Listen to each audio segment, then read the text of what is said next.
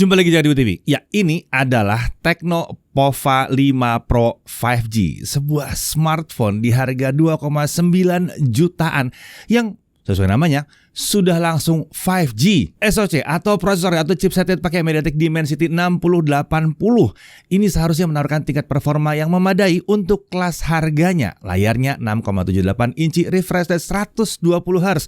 Chargernya pakai 68 watt ultra charge. Desainnya unik dan menarik yang ini ya, menggunakan mecha design katanya dengan turbo light. Keren ya. Oke, kita langsung mulai aja pembahasan lengkap dari si Tecno Pova 5 Pro 5G ini.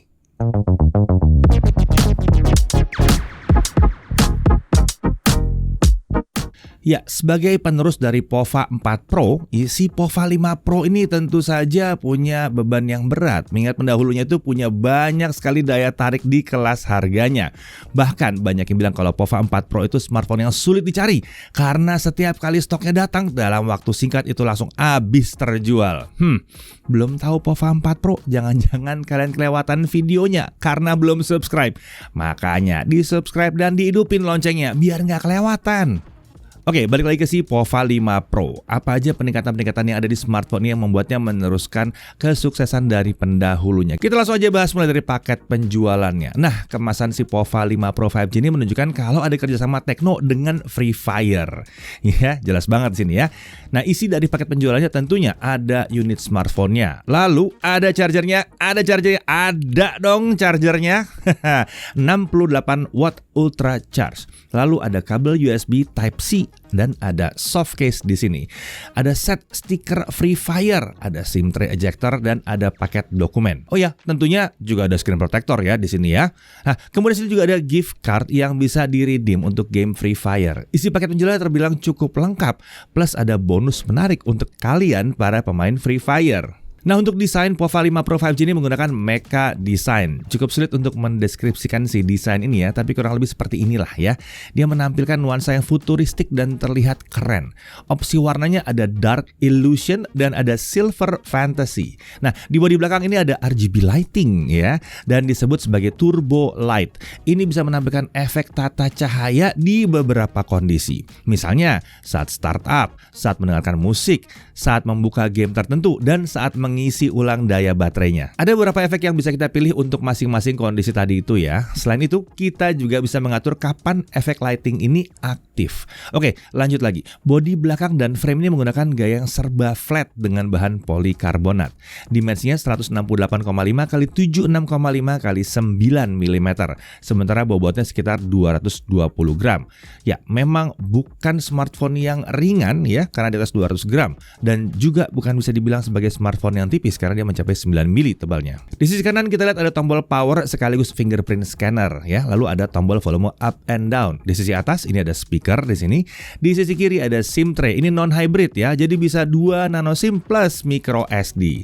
Di bawah ini ada audio jack 3,5 mm, ada mikrofon, ada port USB-C dan ada speaker. Terlihat ya ada 2 speaker di smartphone ini. Nah, saat kami coba kualitas terbilang ya oke lah ya, biasa-biasa aja lah dengan mid yang dominan di sini. Tapi volumenya cukup lantang. Ini ya pas lah untuk kelas smartphone yang satu ini ya. Nah, saat kita coba menjelajahi menu setting, kami menemukan ada menu DTS Sound di dalam setting audio. Di dalamnya selain ada preset karakter suara, juga ada opsi boost untuk bass, vokal, dan treble. Saat kami coba aktifkan fitur ini untuk bass dan treble, kami merasakan ada peningkatan kualitas suara. Secara umum kualitasnya bisa dikatakan memadai lah ya di sini, dan kalian tetap bisa tuning sesuai dengan kebutuhan atau preferensi kalian sendiri. Beralih ke depan, ini adalah layar 6,78 inci dengan panel IPS. Resolusinya Full HD Plus ya, refresh rate-nya sampai dengan 120 Hz. Ini berubah ya dari Pova 4 Pro yang pakai layar AMOLED 90 Hz. AMOLED ke IPS, downgrade dong nih. Menurut kami ya enggak juga sih. Kalau IPS di-tuning dengan baik, kualitas tampilannya seharusnya tetap bisa memuaskan. Terlebih lagi refresh rate-nya kan naik sekarang dari 90 Hz ke 120 Hz. Refresh rate tinggi ini bisa dirasakan di homepage, menu setting, app drawer, dan di beberapa aplikasi. Setelah beberapa saat tidak ada aktivitas di layar, refresh rate akan turun otomatis ke 60 Hz. Jadi ini adaptif ya. Oh ya, kalau bicara soal IPS, sebetulnya IPS punya kelebihan tersendiri ya. Pada umumnya IPS ini tidak rentan terhadap masalah screen burn. Lanjut, untuk brightness-nya klaim dari Tecno mencapai 580 nits. Nah, saat kami coba untuk penggunaan dalam ruangan, brightness-nya memang bisa mendekati 580 nits. Sayangnya itu benar-benar brightness maksimal dari layar ini. Jadi saat disimulasikan untuk penggunaan outdoor, brightness-nya memang cuma sampai 580 nits juga. Udah lumayan sih sebetulnya, walaupun emang belum yang paling terang yang pernah kami lihat. Oke, lanjut untuk color gamut, hanya ada satu mode tampilan di sini, dan saat kami coba cek, gamut volumenya juga cukup dekat ke 100% di CIP3. Jadi harusnya nggak terlalu yang oversaturated gimana gitu ya. Nah, terkait bezel layar, ini memang bukan yang super tipis. Cukup tipis di kiri, atas, kanan, sementara untuk bawah ini agak tebal ya. Jadi smartphone ini terlihat seperti ada dagunya. Untuk earpiece ini ada di bezel atas layar. Lalu di sini ada kamera selfie 16 megapiksel ditempatkan di punch hole di tengah area atas layar. Jadi sekarang udah nggak pakai notch seperti di POVA 4 Pro. Udah kelihatan lebih modern yang satu ini. Ini adalah kamera dengan bukaan 2.0 ya. Untuk rekaman video ini sampai dengan 2K 30 fps dan wah, dia bisa 1080p 60 fps. Kamera selfie ini juga dilengkapi dengan LED flash yang ada di area kanan bezel atas layar. Beralih ke bagian belakang, ini adalah area kameranya ya. Ada kamera utamanya 50 megapiksel main camera bukaan f1.6 autofocus. Kamera ini menghasilkan foto 12,5 megapiksel dengan pixel binning. Perekaman video maksimum ada di 2K 30 fps dan tentunya dia juga bisa 1080p 60 fps. Jadi kameranya depan belakang sama nih, bisa ya sampai 2K 30 dan 1080p 60. Di sini juga ada bonus depth kamera dan ada 2 LED flash. Untuk fitur-fitur ternyata cukup banyak di sini ya, bisa dilihat ya di daftar yang satu ini banyak fiturnya. Untuk spesifikasi internalnya, SoC menggunakan MediaTek Dimensity 6080 dengan fabrikasi 6 nanometer. Ini sebelumnya mungkin yang disebut sebagai Dimensity 810 ya memang mereka menggunakan perubahan penamaan tahun ini ya. Jadi kalau mau tahu spesifikasi lengkapnya bisa cek di video yang pernah kami buat terkait Dimensity 810 tersebut. Nah, kemudian untuk RAM dan storage-nya, RAM-nya di 8GB LPDDR4X. Lalu untuk storage 256GB UFS 2.2. Iya, udah UFS di sini. 2,9 UFS dong. Ya, untuk RAM dia punya fitur MEMS Fusion dengan opsi sampai dengan 8GB ya. Untuk baterai 5000 mAh. Ini lebih kecil dari POVA 4 Pro yang baterainya adalah 6000 mAh. Dia sudah mendukung 68 watt ultra charge. Kalau yang ini lebih tinggi dari dukungannya charging si POVA 4 Pro yang cuma 45 watt kemarin. Ada fitur bypass charging di sini. Kalau diaktifkan, daya dari charger bisa langsung digunakan untuk menjalankan si smartphone. Jadi nggak ngisi baterainya terus-menerus. Syaratnya kita harus pakai charger asli bawaan paket penjualan dari smartphone ini tentunya. Untuk sensor-sensor dia punya accelerometer, proximity sensor, light sensor, e-compass, dan dia juga punya hardware based gyro. Untuk konektivitas ini udah ya namanya juga udah 5G ya. Ya jadi pasti bisa sampai 5G, 2G, 3G, 4G, 5G bisa semua. Dan sepertinya ini adalah smartphone 5G paling terjangkau dari Tecno untuk saat ini, saat video ini dibuat. Untuk Wi-Fi-nya pakai Wi-Fi 5, untuk Bluetooth-nya juga versi 5 dan tentunya dia punya NFC di sini. USB-nya bisa OTG. Nah, ini menarik nih, dia punya FM radio. Tapi memang kita harus masang earphone ke smartphone untuk menggunakan fitur yang satu ini. Untuk fitur keamanan dia memiliki fingerprint sensor dan face unlock juga bisa. Untuk OS dia pakai HiOS 13 dengan basis Android 13. Ya, 13 tahun 2023 pakai Android 13. Ini terbilang relatif bersih ya. Aplikasi bawaannya hanya terkait Tecno dan jaringan servis resmi mereka yang dipegang oleh Calcare. Notifikasi dari aplikasi bawaan tentu ada, tapi tidak banyak dan bisa dimatikan dengan mudah kalau dirasakan tidak dibutuhkan. Ya, belum ada informasi resmi terkait update yang akan tersedia untuk smartphone ini ya. Nanti kalau ada tambahan kita taruh di deskripsi. Kita langsung masuk ke benchmarknya. Untuk Antutu 9 dia dapat 397 ribuan. Untuk Antutu 10 dia dapat 404 ribuan. Geekbench 5 single core 571 dengan multicore di 1875. Geekbench 6 single core di 774 dengan multicore di 2098. Untuk CPU throttling test tanpa kipas, performa bisa dipertahankan tetap tinggi selama tes 30 menit. Dia hanya throttling ke 94% saja. Lanjut ke 3D Mark Slingshot Extreme OpenGL IS 3.1. Grafik skornya adalah 2614. 3D Mark Wildlife Stress Test tanpa kipas, base skornya di 1333 dengan lowest score di 1326. Jadi tanpa kipas aja, stability-nya adalah 99,5%. Untuk GFX Geekbench Manhattan 3.1 1080p off-screen dia dapat 28 FPS. Kita lanjut ke gaming ya, langsung aja ke Subway Surfer. Sayangnya di game ini layar bertahan di 60Hz aja. Jadi game cuma berjalan maksimum di 60 FPS. Ini tetap terjadi saat refresh rate-nya kita paksa ke 120Hz sekalipun. Lanjut ke Mobile Legends. Setting frame rate di sini bisa mencapai 120 FPS. Ada akses di sini ya. Tapi saat kami coba mainkan game ini di setting High HD Shadow On, kita hanya mendapatkan frame rate di kisaran 60 sampai 82 FPS. Agak kurang asik aja gitu ya. Menurut kami sebaiknya set aja frame rate-nya ke high alias di cap di 60 FPS. Ini membuat kita mendapatkan frame rate yang stabil di 60 frame per second. Game terasa jadi lebih nyaman dimainkan dengan setting yang satu ini. Untuk PUBG Mobile, nah ini kalau di game ini frame rate-nya cuma nyangkut di 40 FPS. Tentunya ini bisa ditangani dengan baik oleh smartphone ini. Saat ini kami coba setting balance dan frame rate-nya cukup rata di 40 FPS. Nggak ada turun-turun sama sekali. Sementara untuk gyro, karena ini pakai hardware based gyro, ya jelas saat kita pakai game ini ya terasa relatif responsif dan akurat gyronya ya. Lanjut ke Free Fire Max, kami coba di setting smooth, kami bisa dapat cukup rata di 90 frame per second. Jadi memang ini bisa jalani frame rate yang cukup tinggi ya. Relatif nyaman main game ini di smartphone yang baru dari Tecno. Ya wajar sih, boxnya aja Free Fire, ya nggak? Nah, sekarang kita lanjut ke Genshin Impact. Kita coba setting lowest 60. Hasilnya frame rate yang kita dapatkan ada di kisaran 38 sampai 48 FPS saat jalan-jalan mengitari map aja. Kadang-kadang bisa sedikit di atas itu ya. Sementara saat ada battle, frame rate bisa turun sedikit ke kisaran 34 sampai 40 FPS. Terbilang relatif konsisten selama 30 menit kami memainkan game yang berat ini. Frame drop sesekali memang ada, tapi nggak sampai turun drastis, nggak jauh di bawah 30 FPS. Rata-rata frame rate yang kita dapatkan selama setengah jam ada di 41 frame per second. Melihat frame rate yang didapatkan ini, kami bisa memberikan rank C untuk POVA 5 Pro 5G ini. Lumayan ya. Masih ingat harganya? 2,9 juta ini loh. Nah, lalu bagaimana dengan suhu permukaan saat main game yang satu ini? Untuk layar, suhu tertinggi itu hanya mencapai kisaran 39 derajat Celcius. Jadi nggak panas yang satu ini. Sementara untuk sisi belakang, titik suhu tertinggi ada di dekat modul kamera, tapi suhunya cuma anget-anget aja, sekitar 40 sampai 41 derajat Celcius. Area lain suhunya masih di bawah 38 derajat Celcius. Aman banget. Kita lanjut ke pengujian kamera, tapi seperti biasa bareng sama Chris ya. Oke, urusan kamera, Tecno masih pakai racikan yang sama nih. Kamera selfie plus kamera utama, sisanya bonus. Kita mulai dari kamera selfie-nya dulu. Stabilizer video efektifnya hanya di 1080p 30 fps aja ya. Dan fiturnya juga harus dinyalakan manual. Selama kita merekamnya di 1080p 30 fps dan stabilizernya aktif, menurut saya hasil videonya bagus-bagus saja. Detailnya oke, warnanya cenderung ke natural, nggak terlalu terasa ada jejak oversharpening. Untuk dynamic range juga lumayan, wajah masih bisa diekspos dengan baik, tapi highlight nggak sampai hilang total. Hal yang luar biasa adalah hadirnya perekaman video 1080p 60 fps di selfie-nya. Sejauh yang saya ingat, baru grupnya Transsion Holding aja nih yang bisa ngasih selfie 1080p 60 fps untuk smartphone-smartphone terjangkau. Ini saya slow mo 50% untuk ngasih lihat, ini beneran jalan di 1080p 60 fps. Catatannya, stabilizernya belum bisa aktif di resolusi dan frame rate yang ini ya. Nah, ngomongin suara mikrofon, suara yang lagi teman-teman dengar sekarang adalah suara langsung dari Tecno POVA 5 Pro. Ini saya nggak pakai mikrofon eksternal, jadi kalau untuk kebutuhan video sehari-hari, atau mungkin kalian mau pakai vlogging, hasil suaranya seperti ini.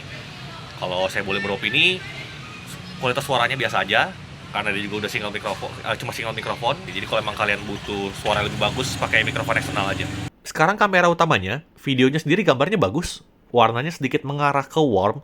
Untuk stabilizernya sama, efektif hanya di 1080p 30 fps aja. Tapi kalau saya perhatikan lebih lanjut, stabilizernya masih ada efek kedut-kedutnya sedikit ya. Sudah cukup stabil, tapi belum bisa dibilang yang super rapi. Untuk merekam orang juga detailnya saya suka. Saya merasa Tecno sudah mulai bebenah di sektor kamera ya. Detail dan ketajamannya pas. Menariknya, kamera utamanya juga bisa merekam 1080p 60 fps. Nice banget nih. Ini fitur yang langka ya, bisa 1080p 60 fps depan belakang seperti ini. Cuma ya demi hemat kos, makanya nggak ada kamera ultra wide ya di sini. Tapi sesuai lah dengan target konsumennya yang cenderung fokus di performa. Di kondisi low light, nggak saya sangka-sangka hasilnya masih bagus. Detailnya masih dapat, warna masih terjaga. Noise-nya ada sih, tapi masih terhitung minim. Stabilizer ada efek jitternya, tapi masih di level yang wajar. Kalau kamera utama hasilnya seperti ini, kemampuan menangkap cahayanya terhitung baik, jadi video masih bisa cukup terang. Warna juga aman, detail masih dapat meski untuk sebuah kamera utama agak sedikit di bawah ekspektasi sih.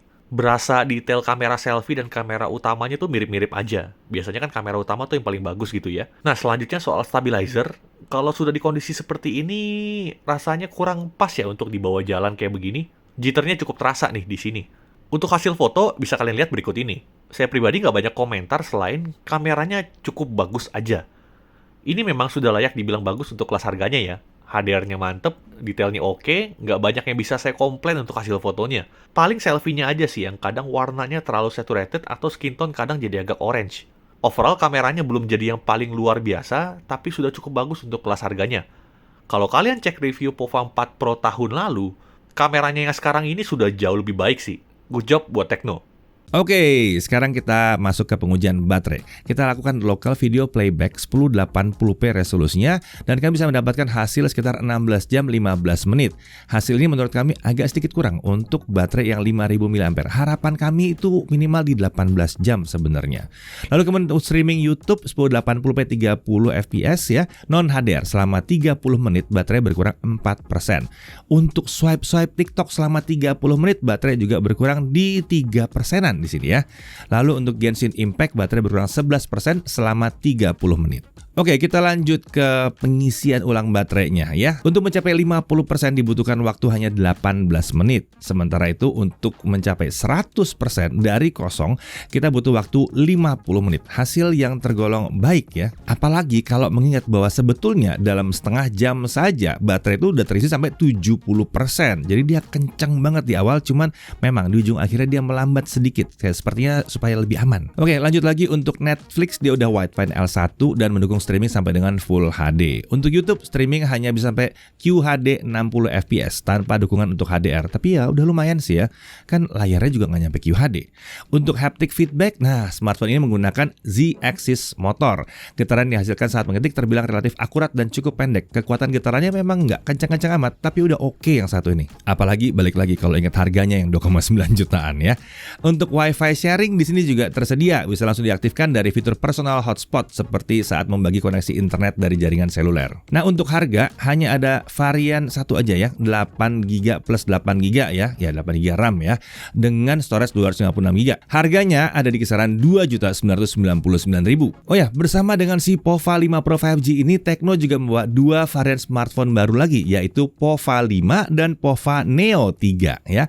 POVA 5 tentu diposisikan sebagai penerus dari POVA 4, sementara POVA Neo 3 adalah penerus dari POVA Neo 2. POVA 5 menggunakan SoC Helio G99, jadi tentunya ini 4G ya.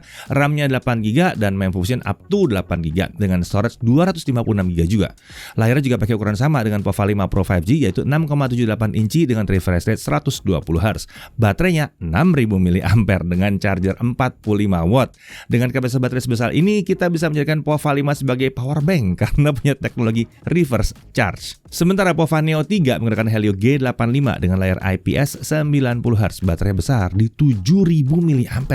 Dan seperti POVA 5, dia juga dibekali dengan teknologi reverse charge. Desain keduanya mirip dengan POVA 5 Pro, tapi tanpa RGB lighting aja. Untuk harganya, POVA 5 dijual dengan harga diskon di 2.199.000 dan POVA Neo 3 harga diskonnya adalah di 1.899.000. Ya, tentunya ketiga smartphone ini tersedia di Tecno Official Shop yang ada di berbagai platform e-commerce. Coba cek link deskripsi di video ini aja ya kalau kalian sedang mencari salah satu dari tiga smartphone ini. Oke, kita masuk ke hal yang perlu diperhatikan untuk Tecno POVA 5 Pro 5G. Pertama, dia cuma dilengkapi dengan single kamera plus kamera-kamera bonus untuk sistem kamera utamanya. Nggak ada kamera ultrawide di sini. Lalu kemudian dia menawarkan hanya single mic.